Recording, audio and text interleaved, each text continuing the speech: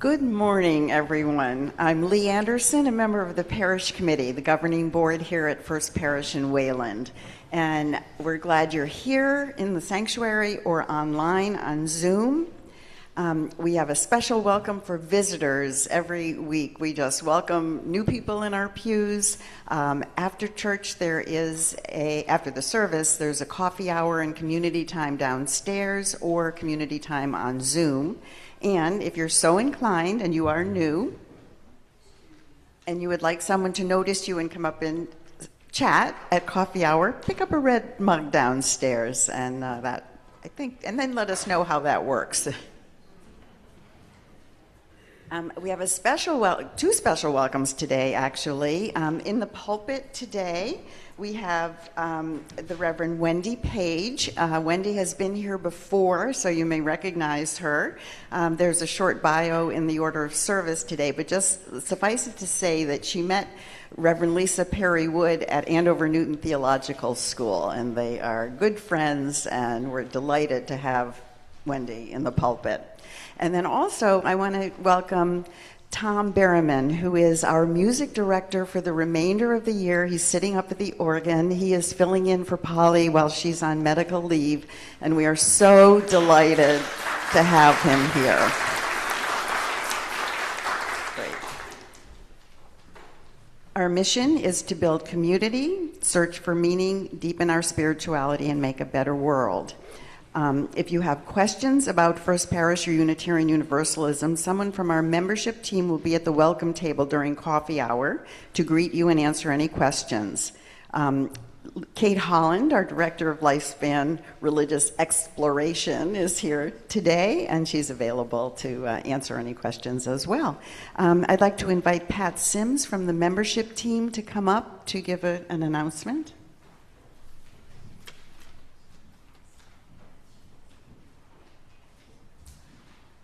Good morning, everyone.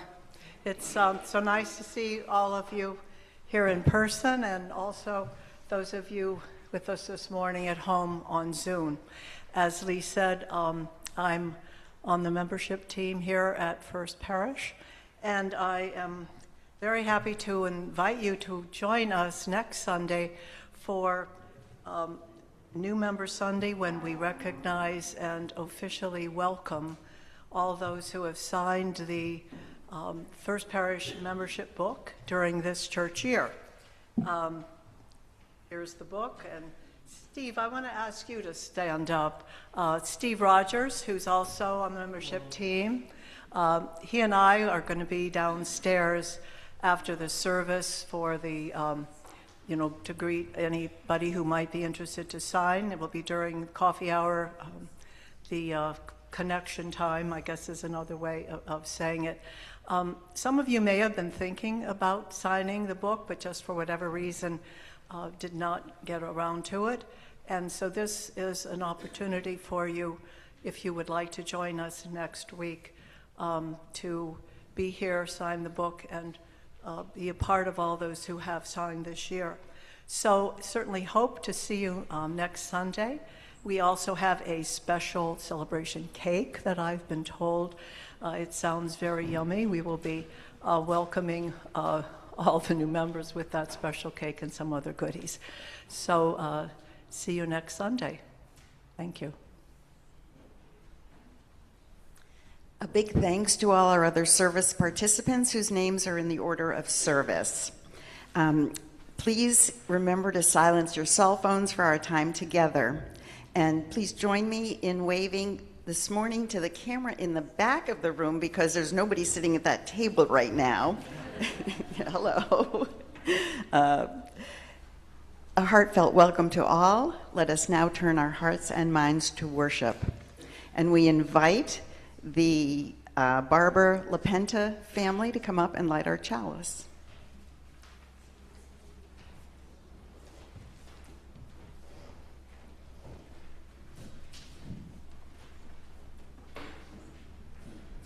With open minds and loving hearts, we gather to search for meaning, to care for one another, and to work together for a better world.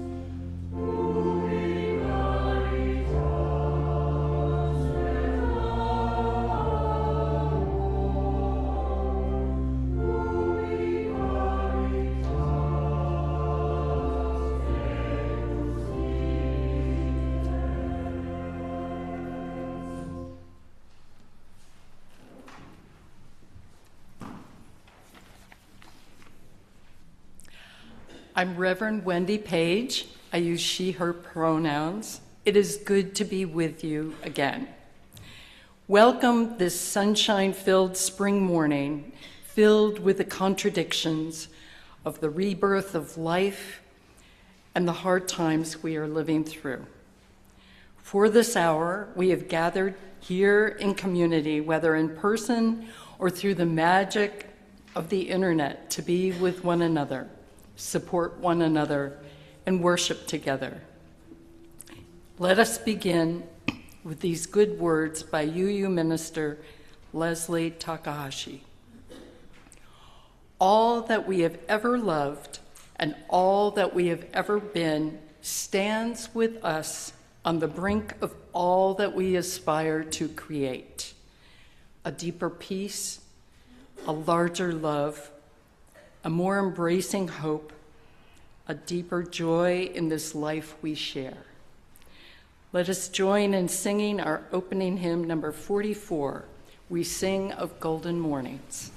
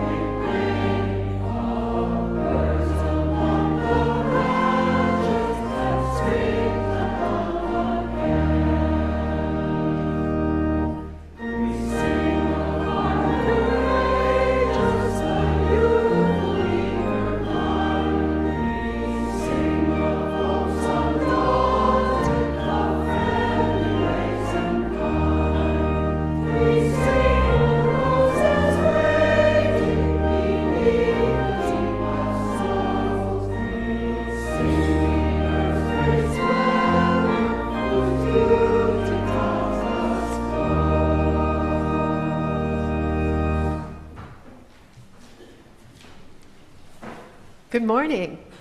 My name is Kate Holland. I am the Director of Lifespan Religious Exploration here at First Parish, and I use she, her pronouns. So this morning I have a story about a little girl named Emma. And Emma sat in the kitchen and she looked really sad. And her mom looked at her and she said, "Emma, it looks like you've misplaced your smile." And she said, "Mom, I've misplaced my joy. I'm not happy. It's been a tough day, and I'm not there." Mom said, "Well, you know, everybody has those times where it's hard to find the joy in your life or what you like." And she said, "Maybe you should explore it and see if there are ways that other people have joy that you can think about." So she went to the dog first, because dogs always have joy. And so she asked the dog, "What brings you joy?" And the dog, who is not my personal dog, said, "I enjoy taking a bath." Not my dog, but some dogs do, right? So next she saw a centipede moving across the floor. And she saw all the legs, and they had teeny tiny little shoes. And she asked the centipede, "What brings you joy?" And the centipede said, "When I have shoes for all of my feet." And then she came upon a bat up in the eaves sleeping. And she said to the bat, "What brings you joy?" And the bat said, "Sleeping upside down." So eventually, Emma came back and she was smiling big smiles. And her mom said, "What did you find today? Did you find your joy again?" And she said, "I did. And it helped me remember the things that I love and bring me joy." So I'm going to turn it on all of you to come up with some of the small things in life. What brings you joy? Anybody got something? Max! Derpy frogs. Derpy frogs. Anybody else? Laura? Hands in the dirt. Hands in the dirt. That's a good one. Kathy? My first cup of coffee. I'm there with you. Ross? Hot chocolate. Always very good. Nancy? Good books. Good books. Dee? Watching your girls dance. Aaron? My cat sleeping on my lap. Oh, cat sleeping on your lap. That's a very good one. New leaves. New leaves. I agree. I like that. Brings me joy. Susie? Peepers. Peepers. I love peepers. Max? Putting a bow tie on your cat. I'm not sure that's joyous for the cat, probably, but but it is a really fun thing to look at, I bet. Looking at the flowering trees. This is the time of year, yes. Anybody else? Jane. Singing with other people. Singing with other people, yes. Right from the choir loft. Fresh new green leaves. Fresh new green leaves. Sorry. Being out in the woods with a campfire. Oh, out in the woods with a campfire. So it's great. It is a hard time sometimes with everything that's going on in the world to find joy. And I think we all have those moments where we feel a little weighed down. But I think it's always important to find those little moments of joy, those little moments in our lives that we can celebrate. So my hope for you is today that you find many ways to find joy in your life today. I am going to invite my friends to come down to their Seek class, and they're going to sing us out, and I believe the words are in your order of service to sing us out by. Thank you.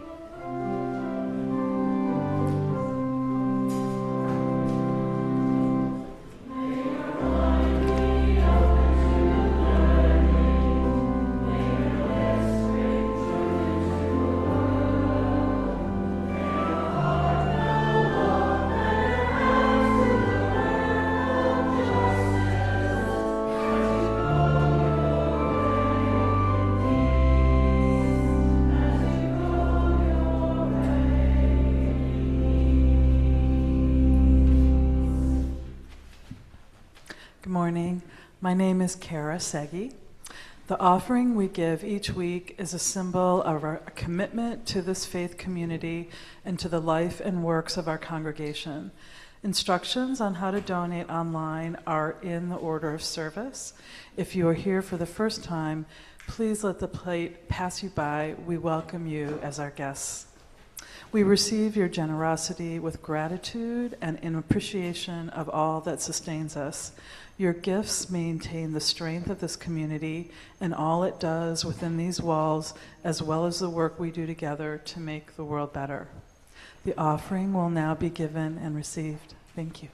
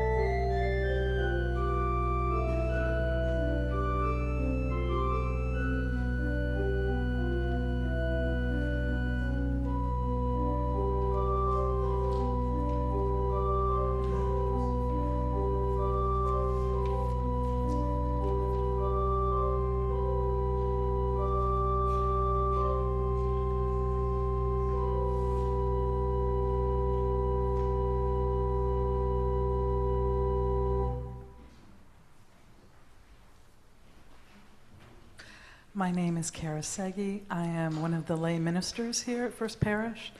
This is our time in the service where we set aside to acknowledge the joys and sorrows that we all hold. In both our sharing and in our witness, we affirm our covenant to care for one another. As we face the uncertainty of the road ahead in our country and our world, we light our vigil candle in solidarity with all those who are living in fear, especially those facing food insecurity, job loss, and other economic challenges.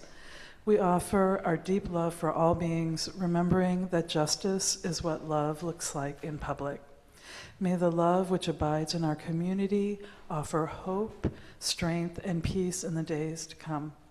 If you have a personal joy or sorrow that you would like to share now, please feel free and welcome to come forward now or raise your hand, and I'm happy to bring the mic over to you. Those of you online, please type your joys or sorrows if you have them in the chat, and I will read them. Those who have spoken, those they have named, and those we hold in silence, may it be so.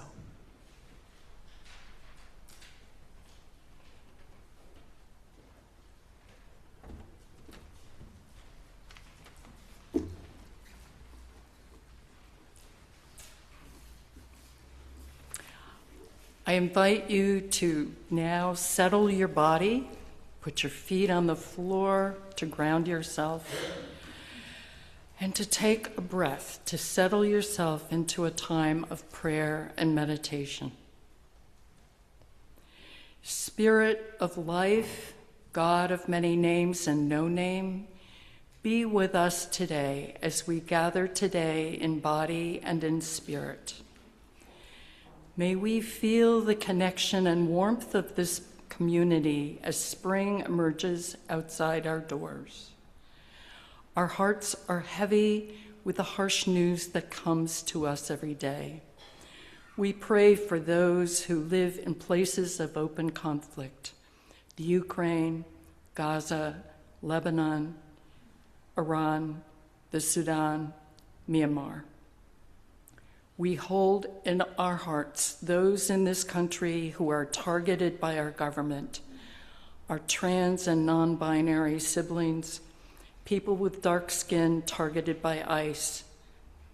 Help us to hold steady, to support those who live in fear and uncertainty. May the sick and sick at heart find healing and comfort.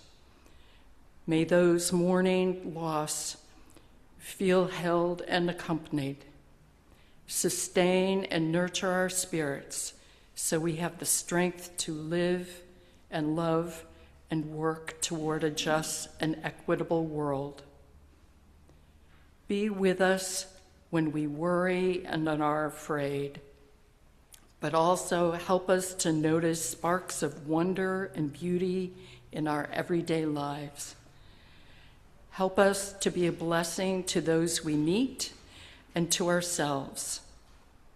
Help us to sing, to dream, to walk, and to share hope with one another. Now let the meditative music hold us and comfort us. Blessed be and amen.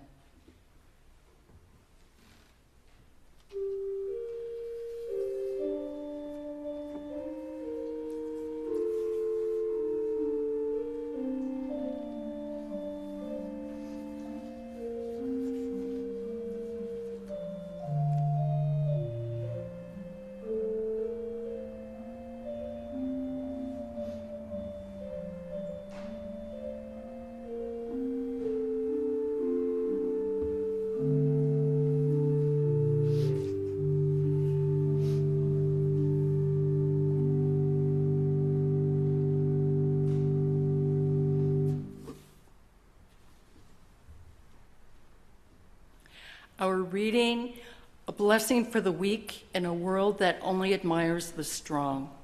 These words are adopted from the words of Nadia Bolz-Weber.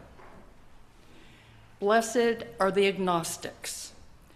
Blessed are they who doubt, those who aren't sure, who can still be surprised.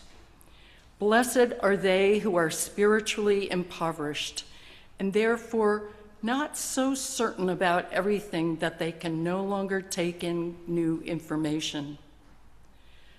Blessed are those who have nothing to offer. Blessed are the poor in spirit. Blessed are they for whom death is not an abstraction. Blessed are they who have buried their loved ones, for whom tears could fill an ocean. Blessed are they who have loved enough to know what loss feels like. Blessed are the mothers of the miscarried. Blessed are they who don't have the luxury of taking things for granted anymore.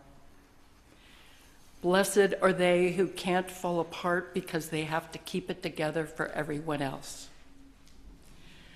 Blessed are those who still aren't over it yet. Blessed are those who mourn.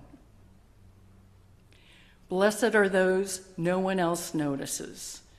The kids that sit alone at middle school lunch tables, the laundry guys in the hospital, the sex workers and the night shift street sweepers. Blessed are the forgotten. Blessed are the closeted. Blessed are the unemployed, the unimpressive, the underrepresented. Blessed are the teens who have to figure out ways to hide the new cuts on their arms. Blessed are the meek.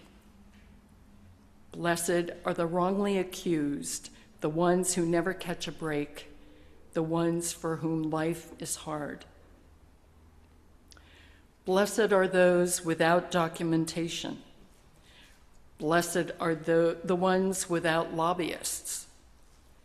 Blessed are the foster kids and the special ed kids and every other kid who just wants to feel safe and loved. Blessed are those who make terrible business decisions for the sake of people. Blessed are the burned out social workers and the overworked teachers and the pro bono case takers. Blessed are the kind-hearted football players and fundraising trophy wives. Blessed are the kids who step between the bullies and the weak. Blessed are they who hear that they are forgiven. Blessed is everyone who has ever forgiven me when I didn't deserve it.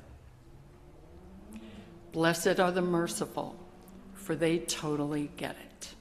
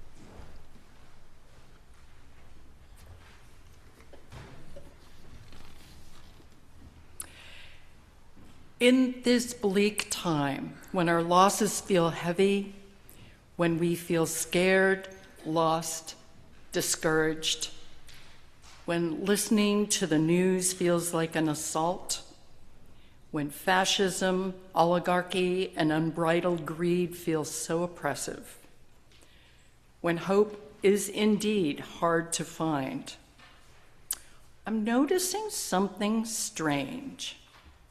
A message keeps emerging from disparate places.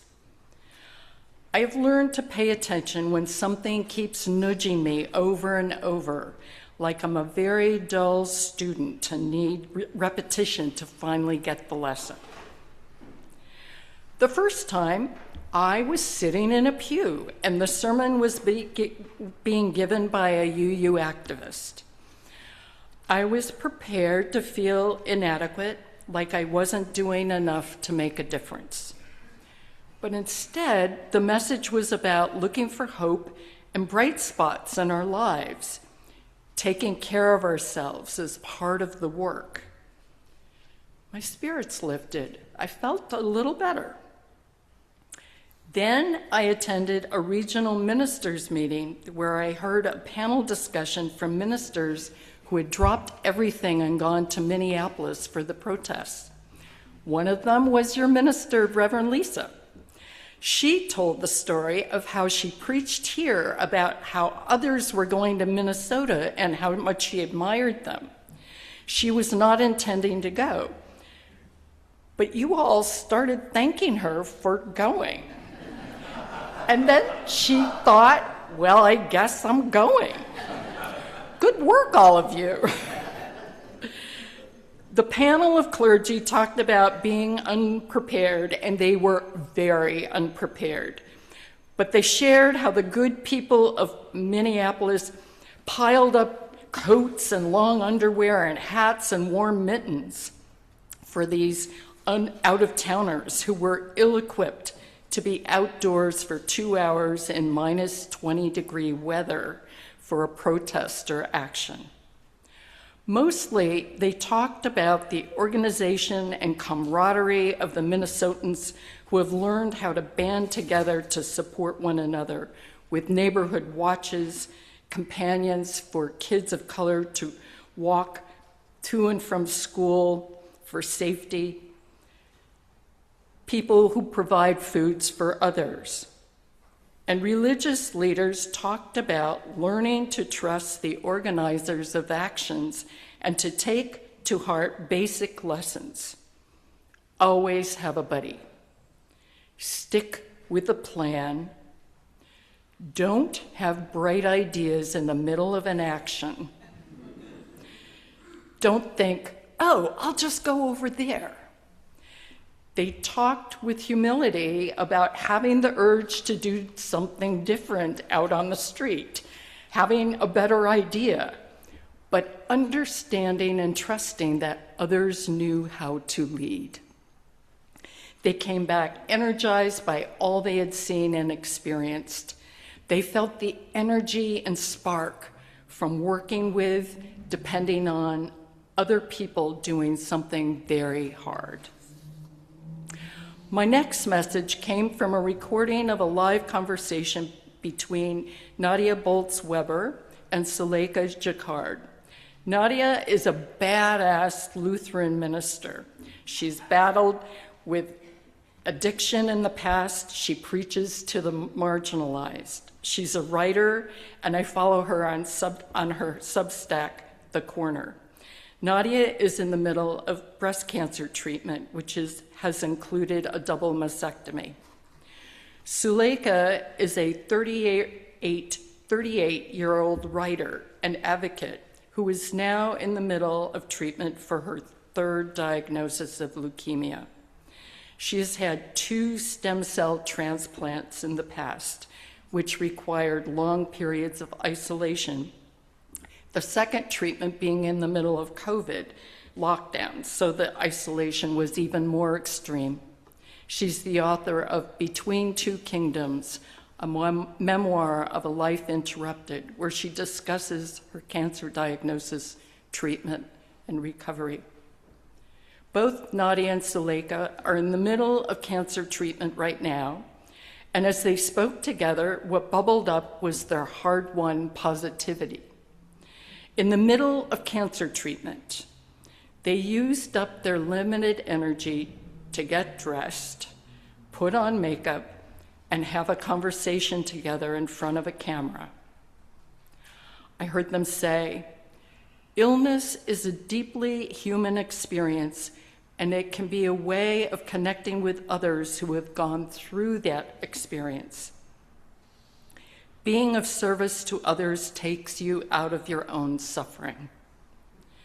True hope for me these days is not knowing what the future holds and trying to have the courage to live anyway, even if it's just through small acts of getting myself out of bed.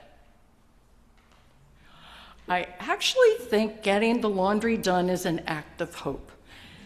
And just making a simple soup for the people in your household and maybe inviting another person over, when I really feel that despair, the simplest everyday acts defy the encroaching darkness.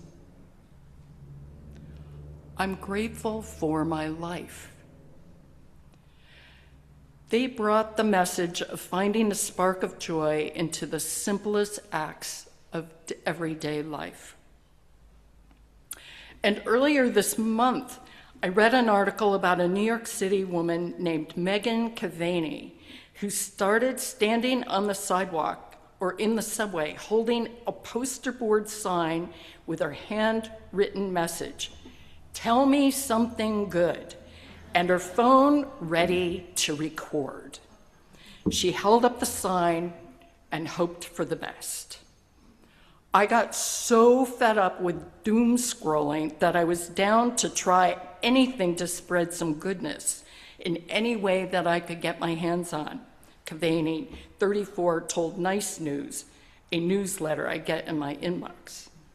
She now has over 78,000 followers under the handle Signs with Meg on TikTok and Instagram. Many are craving to hear good stories. I've watched some of her clips.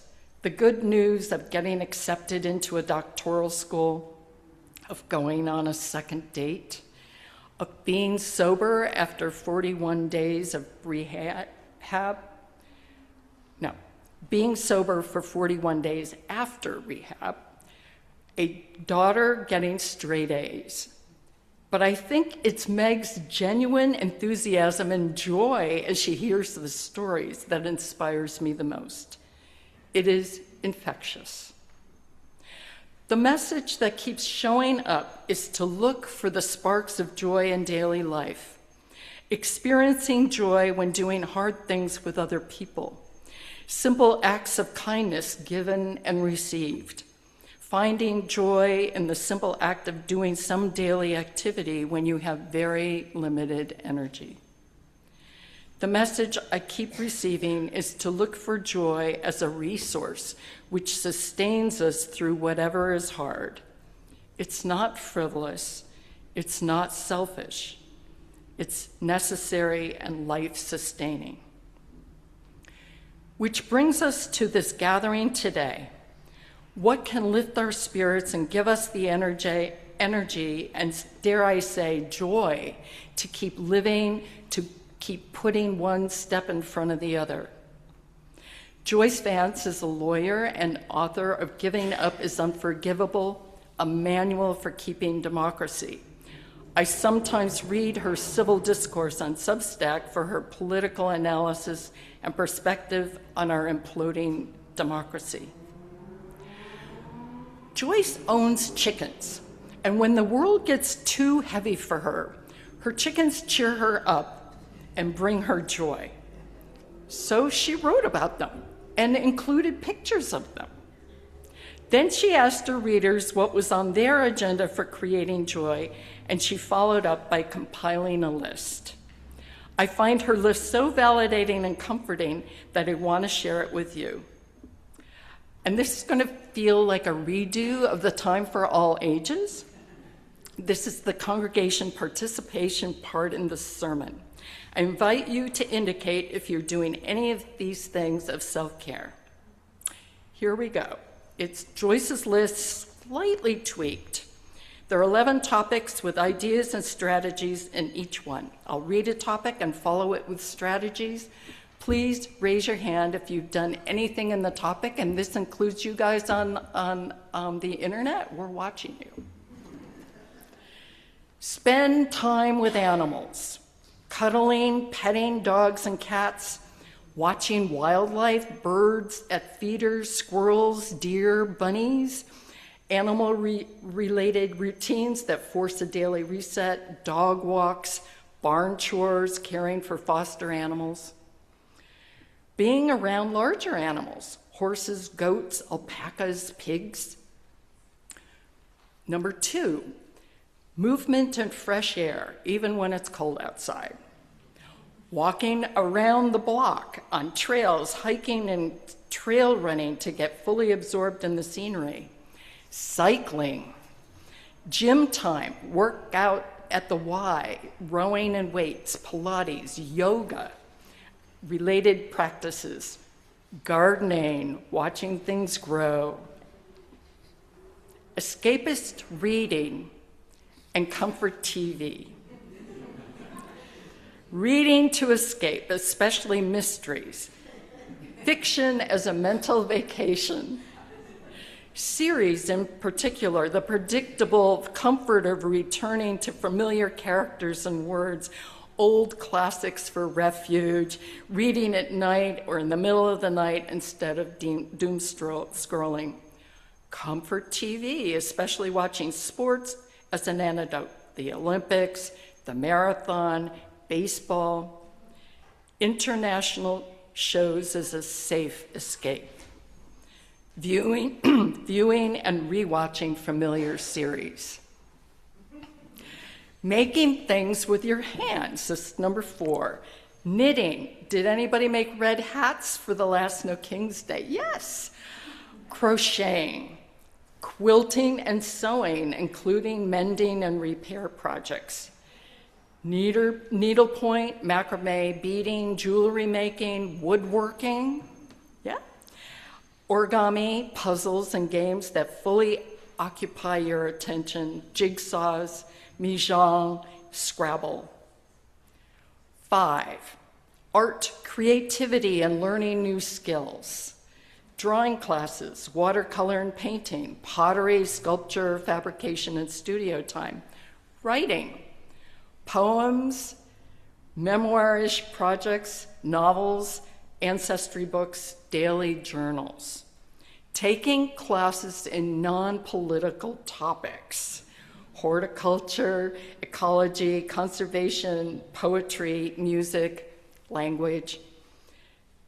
Learning or returning to instruments, piano lessons, drumming.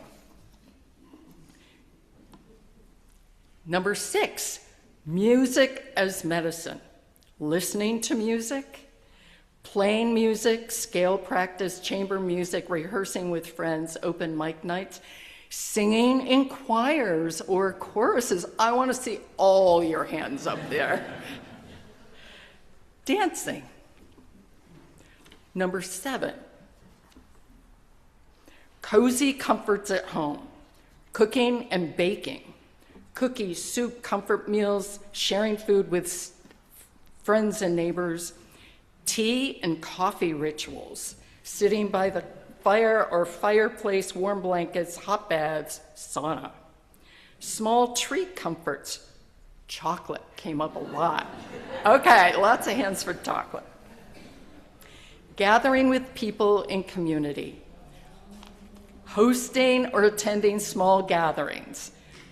Birthday parties, potlucks, watch parties, lunches with friends. Spending time with family, especially grandchildren and granddogs. Walking with friends or having a group text for humor or support. Acts of kindness, saying hello on trails, helping strangers, bringing flowers, buying coffee for others. And I would add, attending church services with your community. Number 9, doing something purposeful, volunteering, civil action, helping others. Showing up, protest, sign waving, overpass banners, actions, organizing local events, volunteering, and community work. Democracy, small actions, postcards, voter registration, calling reps, donations, boycotts, Ice Watch efforts. Mutual aid style help, supplying shelters, supporting immigrants, building accessibility ramps, baking fundraisers. Number 10, mindfulness, faith, and perspective practices. Prayer, faith practices, the habit of handing worries over at night. Gratitude lists, 5 to 10 things at morning or at night, intentionally noticing beauty, nature-based perspective, sunlight moving across the sky, sunsets and sunrises, the moon, big sky moments. Zoomed out perspective, history, space images to make the daily chaos feel smaller. 11, news boundaries, rest and permission to step back. Reducing news exposure or switching from TV to reading so it feels more controllable. Turning off phones and computers for chunks of the day, or setting an evening devices off rule, taking deliberate doom scroll breaks and returning to the present moment. Sleeping more, napping, or simply letting yourself rest without guilt when your body demands it. Phew, that was a lot. I hope you put your hand up or mentally ticked off more than one item on the list.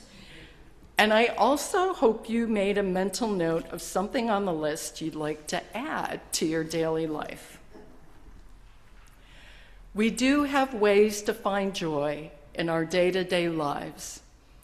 And instead of feeling like they are a diversion or escape from working for an equitable, sustaining, life-affirming world, I suggest that these are actually important ways for us to build resistance, help ground us for the long struggle, especially finding ways of connecting with other people, both to help nurture us and to nurture them as well.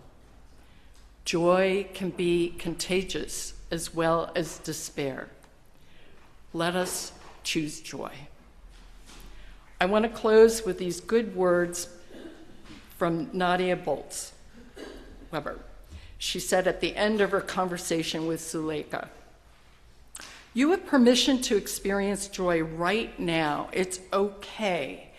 I know all the stuff. I know all of it's happening. You have permission to notice whimsy and experience joy. Despair's not going to save us right now, but joy might. Insisting on beauty and goodness might." Take good care of yourselves. Blessed be, and amen. Let us rise in body or spirit and sing together our closing hymn, number 131 in the gray hymnal, Love Will Guide Us.